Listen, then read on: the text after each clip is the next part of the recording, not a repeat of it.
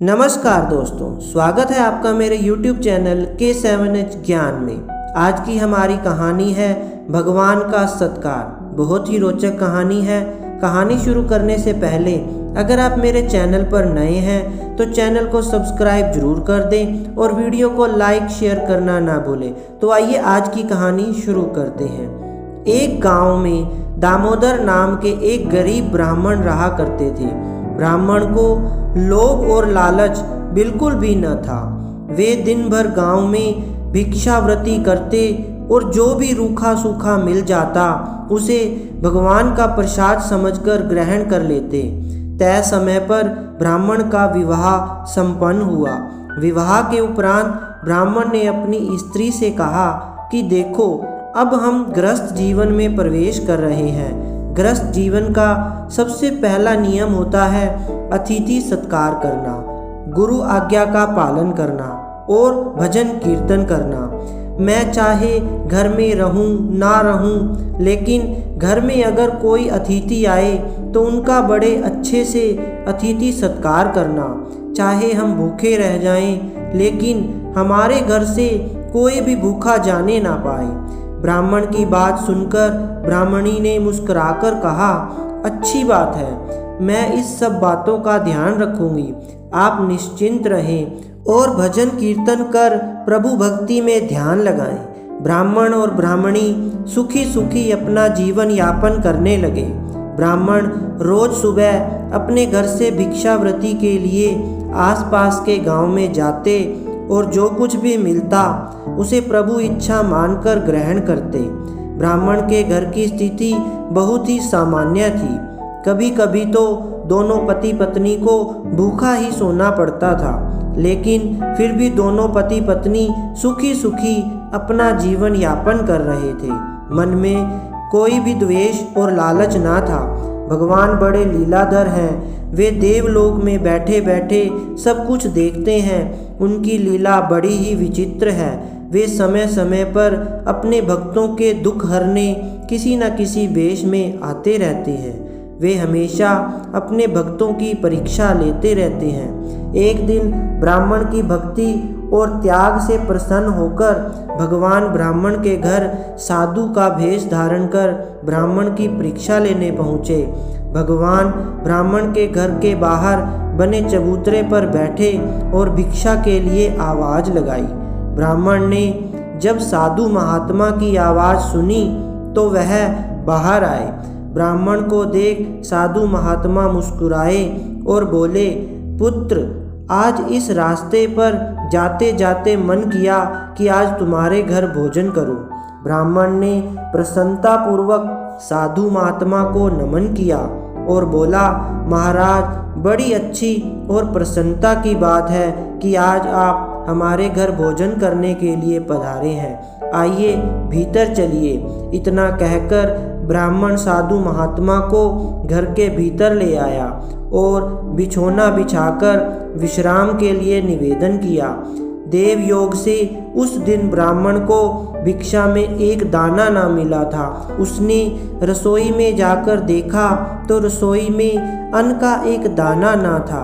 ब्राह्मण ने सोचा, अब क्या करें, आज तो भिक्षा में कुछ भी नहीं मिला। हम तो भूखा रह सकते थे, घर आए अतिथि को भूखा कैसे जाने दें। घर में फटे पुराने कपड़ों और बर्तन के अलावा कोई भी सामग्री नहीं थी। ब्राह्मण ने अपनी स्त्री से कहा कि आज हमारे घर से अतिथि भूखा ही चला जाएगा। हमने आज तक भगवान की जो भी भक्ति की है उसका कोई मोल ना रह जाएगा। ब्राह्मण की पत्नी ने कहा, आप घबराते क्यों हो, कुछ ना कुछ जतन तो हो ही जाएगा। पत्नी की बात सुनकर ब्राह्मण ने ब्राह्मणी से पूछा, तेरे पास कोई गहना है? ब्राह्मणी बोली, गहना तो नहीं है और कपड़े भी फटे पुराने हैं। पत्नी की बात सुनकर ब्राह्मण बोला, तो फिर अतिथि सत्कार कैसे करेंगे? ब्राह्मणी बोली, आप नाई की दुकान से कैंची ले आओ। ब्राह्मण नाई की दुकान से कैंची ले आया। ब्राह्मणी ने अपने सिर के केश अंदर अंदर से काट लिए और बाहर से केश बांध लिए। अपने केश ब्राह्मण को देकर ब्राह्मणी बोली, आप बाजार में जाकर ये केश बेच आओ और इनसे जो कुछ भी रुपए मिले उनसे दाल चावल लेते आना। ब्राह्मण बाजार गया और केश बेचकर बाजार से दाल चावल ले आया। दोनों पति पत्नी ने बड़े आदर से साधु महाराज को भोजन कराया। भोजन कर साधु महात्मा बोले, वत्स, इस भरी दोपहर में मैं अब कहाँ जाऊँगा, इसलिए आज दिन में तुम्हारे यहीं विश्राम कर लेता हूँ। साधु महाराज की बात सुनकर ब्राह्मण ने प्रसन्नतापूर्वक कहा, बड़ी अच्छी बात है महाराज, आपकी सेवा का इससे अच्छा अवसर नहीं मिल सकता। इतना कहकर ब्राह्मण साधु महाराज के चरणों के पास बैठकर उनके पैर दबाने लगा। अब परेशानी महाराज के शाम के भोजन की थी। ब्राह्मण फिर महाराज के भोजन की चिंता करने लगा। अपनी पति को चिंता में देख ब्राह्मणी बोली, आप व्यर्थ चिंता ना करें, मैं हूँ ना कुछ इंतजाम हो जाएगा। शाम को ब्राह्मणी ने अपने सिर के बचे हुए केश काटकर ब्राह्मण को दिए और ब्राह्मण से दाल चावल खरीद लाने को कहा। ब्राह्मण बाजार से दाल चावल ले आया। रात्रि भोजन में भी दोनों पति पत्नी ने बड़ी ही प्रसन्नता और आदर के साथ साधु महाराज को भोजन कराया।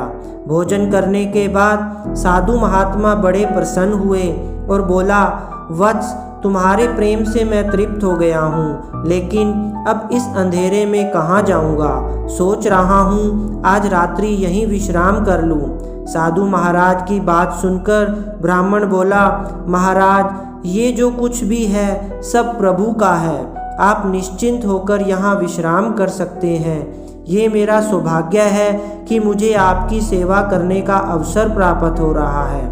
इतना कहकर दोनों पति पत्नी साधु महात्मा के चरणों में बैठ गए। साधु महात्मा के सो जाने के बाद महात्मा के चरणों में ही दोनों पति पत्नी सो गए। जब दोनों पति पत्नी सो गए तब बाबा जी जाग बैठे और उन्होंने ब्राह्मण को आशीर्वाद दिया कि तुम्हारे सारे दुख दर्द दूर हो जाएं, तुम्हारी पत्नी के केश भी लौट आए और धन धान्य से भर जाएं। इतना कहकर साधु महात्मा अंतर ध्यान हो गए। सुबह जब ब्राह्मण और उसकी पत्नी उठे तो उन्होंने देखा कि उनके कपड़े ठीक हो गए थे, ब्राह्मणी के केश भी वापिस आ गए थे, लेकिन साधु महात्मा कहीं दिखाई नहीं दे रहे थे।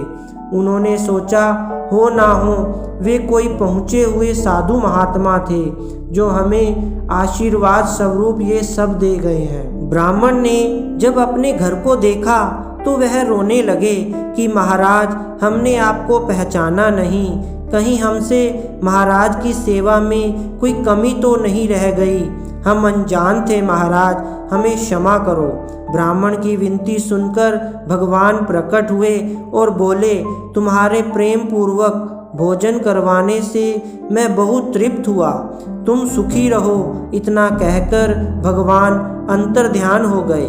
तो दोस्तों, यह थी आज की हमारी कहानी भगवान का सत्कार। अगर आपको ये कहानी अच्छी लगी हो तो प्लीज़ इस वीडियो को लाइक, शेयर एंड सब्सक्राइब जरूर कर दें। थैंक यू दोस्तों।